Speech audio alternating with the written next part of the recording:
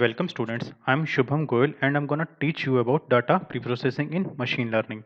This is the 7th lecture on data preprocessing lecture series. Okay, let's start. These are some of the topics that we have to discuss today. First, we have to understand the concept of feature scaling, followed by need for feature scaling. Then, some techniques of feature scaling are mentioned. After that, the concept of data splitting is discussed. Okay, then the terminology of training, testing, validation is explained in detail along with some well-known techniques of data splitting. Feature scaling. Feature scaling is the method used to normalize the range of independent features of data. Basically, it is the process of scaling down the feature magnitudes to bring them in a common range platform. So a feature consists of two things, one magnitude and units. But here the main role is of magnitude, that we have to bring the magnitudes of different features in a proper range. So if magnitude of different features required in ML model is of large range difference, then it affects the model performance.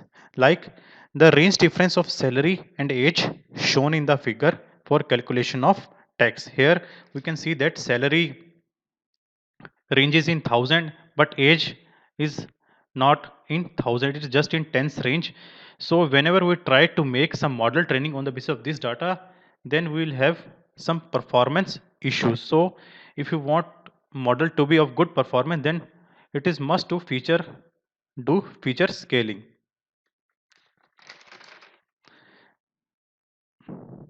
So the large difference in magnitude of features make the process of model training difficult. Euclidean distance and Manhattan distance are required to be calculated by many models for its working, which comes out to be very large in case of huge difference in magnitude values. So, in the models where Euclidean distance and Manhattan distance are going to be used, then in that models feature scaling is must to be done. Otherwise, it will be biased toward the feature having the larger ranges. Moreover, visualization is also difficult as data points are very far of location. KNN and K-means are some popularly known algorithms where feature scaling is an important role player. So, perform the feature scaling properly.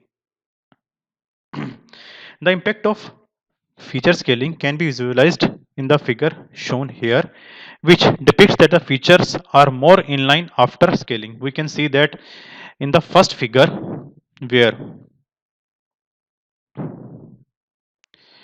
every feature is of different range shown by the peaks are not much in line with each other, but after scaling we can see that the almost all features are in line with each other, which will going to contribute toward the model performance. Some feature scaling techniques. Normalization discussed under data transformation, that means we have already discussed this topic under the data transformation section in lecture 4. Standardization, or also known as z-score normalization, it standardizes the data to follow the standard normal distribution with mean 0 and standard deviation 1. That means we will have a bell-shaped curve. So for more details regarding the normalization and z-score method, refer lecture 4 video, as this concept is already discussed in detail there. Data splitting. After performing various pre-processing tasks of dataset, it is now ready to be utilized by the existing machine learning algorithm. Is it really ready? No, we have to wait. Before modeling the dataset for analysis and decision making by machine learning algorithms or models, it is advisable to split it into training, validation, and testing set. Okay, so you have to split the data in training, testing, and validation, or sometimes even training and testing. Mostly there is training and testing, but it is also required to perform validation depending on your problem or requirements of your model. So first of all, training data. This is the part on which machine learning algorithms are actually trained to build a model. The model tries to learn the data set and its various characteristics. So this data actually helps the model to learn it or to make rules on the basis of your training data so that some decisions can be taken after that. Validation data. This is a part of data set which is used to validate our various model fits. In simpler words, it is used to tune the hyperparameters of the algorithms for better performance. That means on validation dataset helps you to perform the parameter tuning of your model to get the best possible results. So validation only helps in tuning, no learning. Testing data. This part of dataset is used to test our model or quantify the accuracy measures of depicts to depicts its performance when deployed in the real world. So this data actually helps you to formulate queries queries or make future predictions or to know that how the model will behave when it is put to actual usage in real world.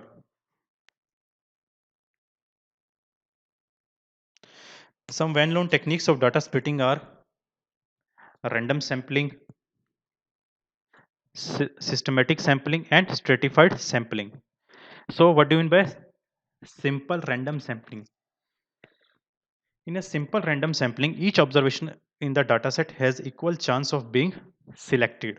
Or we can say that in simple random sampling, basically each row or instance has equal probability to get counted for selection in sample set for training, testing, or validation. So we want to say that you can select any instance or row randomly from the entire data set for your either testing, training, or validation set. But the result is biased towards one category if the distribution of categories is not proper. Let's suppose your data is categorized, okay, and it is not properly distributed. Like in our data set, we can see that example of male and female, we say that our category is male and female, and if this thing is not properly organized or distributed across the entire data set, then maybe chance that the random sampling will not consider some category by equal amount or by equal proportion so that models can be trained on both categories. Systematic sampling, it involves selecting items from an ordered population using a skip and a sampling interval. That means that every nth data sample is chosen in a larger data set. Like the example which we have shown here, that here every third element is selected in our sample either for training, testing, or validation. So first of all, you have to order your population or your order your data set. Then you have to first skip and sample approach, means skip the two one and select the third one, then again skip two, then three, select third. So by this approach you can select the sample for your test and training and validation.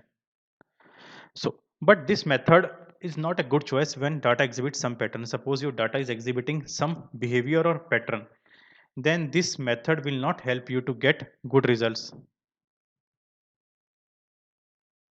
Stratified sampling, it is the mostly used technique for data sampling in case of classical data.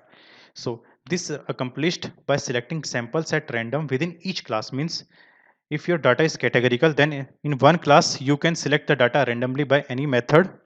This approach ensures that the frequency distribution of the outcome is approximately equal within the training and the test sets, mostly using classification problem or where data is categorical. Here, selected sample has element from each class or category in a similar proportion. Like the example which we have shown here, that here we can see that the proportion, here we can see that we have three classes and our sample has data from all the classes in similar proportion depending that how many number of elements in that class exist. Like for red one we have two, and for blue and green we have one. Split ratio, it is also the most important thing where many persons do mistake, because if we select the split ratio improperly, then maybe our model performance get degrade or our training does not happen properly. It is the ratio in which dataset must be split into training, validation, and testing set. It is highly dependent on type of model to be trained and data itself. So it is depending on the model and your data. So there are some ways to split the data or some points to be noted. Larger training ratio, mostly usual case. This is the most common case. Their training dataset is more bigger than the testing or the validation one. If our dataset or the model are such that a lot of training is required, then we have to use large chunks of data for training purpose. Like in case of textual data, image data, video data, where thousands of features are available. Next one is larger validation ratio. If the model has a lot of hyperparameters, that means the model you want to train has lot of parameters like its average speed, splitting ratios, or number of nodes, number of clusters, large number of parameters are there, then it is advisable to choose higher percent of data in the validation set. So these are some common splitting ratio generally used by the data scientist. These are 70% training, 15% validation, 15% test, 80% training, 10% validation, 10% test. Similarly, next one. So these are some of the topics that we have discussed today. Like what is the feature scaling, different techniques of feature scaling, what do you mean by training, validation, and testing data sets, and different sets to perform this data splitting, that is different techniques of data splitting along with their pros and cons. Thank you students for watching the lecture video. Do watch and understand the remaining videos in machine learning lecture series. Thank you once again.